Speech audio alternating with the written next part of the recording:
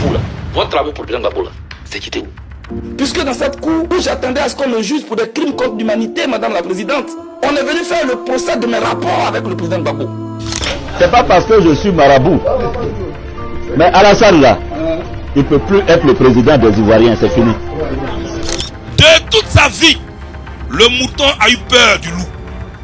Mais vers la fin, c'est le berger qui a tué le mouton. Et comment ça y est? Oh. Voilà. Laurent Gbagbo est radié parce qu'il était condamné de manière injuste. Nous parlons pour lui. J'appelle donc tous les Ivoiriens, dans leur ensemble et dans leur diversité, à se lever, à se mobiliser et à participer massivement à l'élection présidentielle sans limite. Car si nous voulons le changement, la seule option est de voter massivement le 25 octobre prochain. C'est là, et seulement là, que nous pourrons transformer notre soif d'alternance et de changement en réalité. Telle est ma conviction et je vais y travailler. Charles Blé Goudé, ex-ministre de la Jeunesse et leader du COJEP, tente de se positionner sur la scène politique ivoirienne. Acquitté par la CPI, il revient avec une stratégie claire: mobiliser sa base populaire, peser dans les négociations nationales et influencer sans forcément briguer un monde. Mais son expulsion de la liste électorale rappelle les obstacles qui jalonnent son parcours. Abonnez-vous et regardez. Et nous, quand nous disons que les personnalités sont radiées, on ne fait pas de différence. Laurent Gbagbo est radié parce qu'il était condamné de manière injuste. Nous parlons pour lui. Guillaume Soro a été un fils de ce pays qui a travaillé avec ce pouvoir-là. Il est là-bas, c'est pas normal. Nous parlons pour lui. Didier Diam, à un moment donné, tout le monde disait ici, il est fierté de la Côte d'Ivoire, il est fierté de la Côte d'Ivoire. Fierté de Côte d'Ivoire est venue. Ça là encore, c'est... Je ne comprends pas cette histoire. Et ça, c'est une injustice. C'est ça. C'est une injustice. Je n'ai pas besoin de dire non. Si je défends sa cause, il va me dominer. Ce n'est pas de ça qu'il s'agit. Est-ce que c'est juste ou c'est pas juste? On n'a pas ouvert la bouche de la justice ivoirienne. Ils sont venus s'asseoir un matin. Ils disent, dès l'instant où le président Tidjane Thiam a renoncé à sa nationalité française, il devient indubitablement ivoirien, de manière incontestable. C'est pas moi qui ai dit, c'est vous qui avez dit. Maintenant, vous allez nous apprendre dans ce pays que le fait que quelqu'un détienne un certificat de nationalité, ça veut rien dire. Hey, c'est que tu n'as pas encore vu là. Faut pas dire que ça n'existe pas. Hein. C'est que tu n'es pas encore arrivé là où ça existe. Mais donc, si le certificat de nationalité ne prouve pas que quelqu'un est ivoirien, qu'est-ce qu'il prouve alors? De toute sa vie, le mouton a eu peur du loup. Mais vers la fin, c'est le berger qui a tué le mouton. Mais comment ça y est? Oh. Voilà. De toute sa vie, le mouton a eu peur du loup. Mais vers la fin, c'est le berger qui a tué le mouton. Oh, tous les matins, c'est le berger qui donne à boire. Tous les matins, c'est le berger qui le soigne. Tous les matins, c'est le berger qui le soigne et qui lui donne à manger. Lui, regarde là-bas. Cap Côte d'Ivoire n'est pas un danger. Le PDCRDA n'est pas un danger. COJEP n'est pas un danger. Le FPI n'est pas un danger. L'URD n'est pas un danger. Tous ne sont pas un danger pour la Côte d'Ivoire. Ne regardez pas loin. Ceux que vous allez nourrir tous les matins, regardez-les. Le danger est là. Nous, ce qu'on demande, c'est qu'on s'asseye pour discuter. Voilà ce que nous demandons. C'est pourquoi on demande que ce meeting-là se tienne tranquillement. Chers amis, nous ne voulons plus de mort dans ce pays. Parce que c'est le pays du Houphouët-Boigny. Au-delà des frontières de la Côte d'Ivoire, l'histoire nous enseigne que Houphouët-Boigny est allé même régler des conflits hors de la Côte d'Ivoire. Le Burkina Faso et le Mali se sont affrontés. D'abord en 1914. Ensuite, en décembre 1984, se sont affrontés. Mais le 17 janvier 1985, Houphouët-Boigny a convoqué Thomas Sankara et Moussa Traoré à Yamoussoukro. Et c'est de Yamoussoukro, la terre d'Houphouët-Boigny, que les deux pays voisins, le Burkina et le Mali, se sont réconciliés. C'est dans ce pays-là que nous sommes. C'est dans ce pays-là que nous sommes. Et nous devons nous approprier cela. C'est pourquoi je suis venu vous voir. Pour que chacun de vous se mobilise. Le 31, Vous devez vous retrouver au lieu que je vais indiquer demain. Devant toute la presse. Je pourrais vous le dire aujourd'hui. Mais moi, je ne sais rien faire en cachette. Moi, je n'ai rien fait en cachette.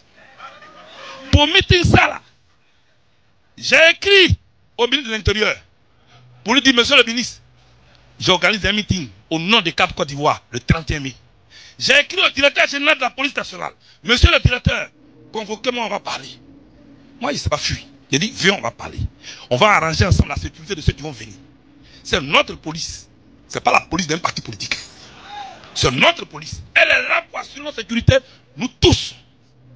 Donc je leur ai écrit parce que nous sommes responsables aussi de votre sécurité.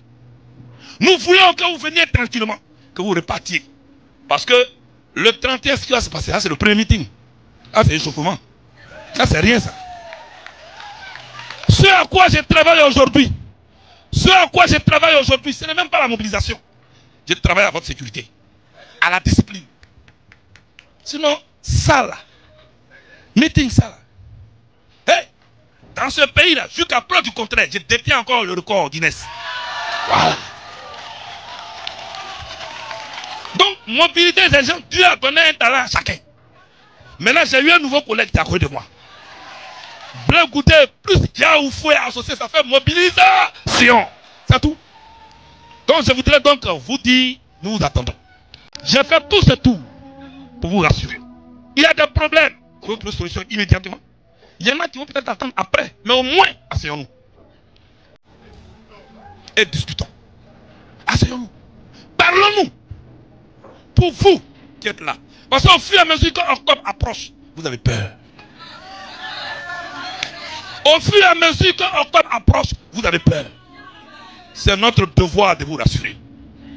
C'est le pas que nous posons là qui vont vous rassurer. Cette fois-ci, quelqu'un ne va pas se servir de parole pour dire le président. On va voir clair dedans nous tous. Aujourd'hui. Qui les Ivoiriens ont réellement choisi. Voilà. La machine a transformé, qui transforme les résultats là. On ne veut pas de ça. Ou tu mets ta ouf et puis c'est vidéo qui sort. Ça c'est quelle une ça. Et donc, chers amis, je voulais donc compter sur vous. Je suis en mission pas pour moi-même. Je suis en mission au nom de mes amis qui sont là. Et au nom des autres leaders qui les ont mandatés. C'est pourquoi nous sommes là. Les femmes, vous devez être les premiers à envahir ce lieu. Les jeunes, je n'ai pas besoin de vous dire ça. Faites en sorte que chacun soit le policier de son camarade. Si on prend la grande famille Progbagbo, parce que moi je n'ai pas une autre grande famille. Ma grande famille c'est la famille Progbagbo. C'est une réalité. Et personne ne peut me nier ça. Le premier Progbagbo en Côte d'Ivoire, après Gbagbo Laurent, il s'appelle Charles Blé Goudé. Le président... Il faut que... Attends. Il faut que ce soit très clair. Parce que les gens, ils confondent tout. Il y a les nouveaux amoureux du président Gbagbo là. Est-ce qu'ils savent ce qu'on appelle soutenir un leader? C'est le soutenir et assumer la relation que vous avez avec ce leader pendant que le lion crache du feu. Le lion ici, c'est la Cour pénale internationale qui condamne les gens à 50 ans. Ça vous l'avez toujours dit. S'il vous plaît. Non, mais les gens semblent ne pas le comprendre. Okay. Donc, je le dis aujourd'hui. Maintenant, le problème qu'il y a, le président Gbagbo et moi, si jamais il y en avait un, je vous l'ai dit ici, aux gens de Sorodium, là, ça ne les concerne pas. Voilà. Le problème qu'il y a, le président Gbagbo et moi, c'est le amour Gbagbo, c'est quitté où? Je parlais même comme le gars de Yopougon, comme tu dis, on n'a qu'à parler comme le gars de Yopougon. Oui. J'ai dit, vous, là, votre amour pour le président Gbagbo, là, c'est quitté où? Vous avez fait le tour du monde pour dire que Gbagbo est un dictateur, que c'est un criminel, que c'est un voleur. Vous l'avez dit que c'est un roublard. Qu'il faut qu'on l'amène à la CPI. Et puis on l'amène à la CPI. Et puis on m'a pris comme un fagot. On l'a attaché. Et puis on m'a amené avec lui à la CPI. Dieu a fait, on est sorti là-haut. J'ai dit, votre amour pour Gbagbo, c'est quitté où? Vous êtes ridicule. Le micro. Votre amour pour Gbagbo est quitté où? Donc nous, on a notre problème à la maison. Ça, c'est entre nous. Donc moi, je rappelle. Vous avez fait le tour du monde pour dire que le président Gbagbo est un criminel. Gbagbo n'est plus criminel. Pour dire que le président Gbagbo est un dictateur, il faut que la CPI vienne le prendre. Le président Gbagbo n'est plus un dictateur. Vous avez dit que le président Gbagbo est un voleur, qu'il a volé tout l'argent de la Côte d'Ivoire. Le président Gbagbo n'est plus voleur. Vous avez dit que le président Gbagbo est un roublard, que c'est parce que les blancs ne savent pas comment les noirs mentent. Le président Gbagbo c'est un menteur. Il dit une chose le matin et puis il dit autre chose le soir. Il n'est plus menteur. Votre amour pour lui, il a quitté où? Arrêtez votre comédie. J'ai dit, vous pouvez tromper tout le monde, sauf moi. Ok. Ça, on l'entend. Donc, s'il y a un problème entre le président Gbagbo et moi, là, Et ça ne vous concerne même pas. Vous avez compris? Et Blé Goudé m'a dit que... qu'est-ce qu'ils ont dit là même? Pour me... Non, non. C'est toi qui es le journaliste. Non, non, mais moi, j'ai pas... Non, c'est toi qui es le journaliste. Non, mais moi, j'ai pas... Pourquoi tu ne poses pas ces questions-là? Moi, quoi ça? Non. Tu n'as pas entendu ça aussi? Que quoi? Bon, allons-y. Non, mais ce que les pros disent... Mais ils sont ivoiriens aussi, non? Mais justement, non. Ça, on va en arriver. C'est que tu t'exposes. C'est vrai que le chimpanzé fait beaucoup de bruit pour marquer sa présence dans la forêt, mais ce qu'il oublie, c'est qu'il attire le regard du chasseur sur lui.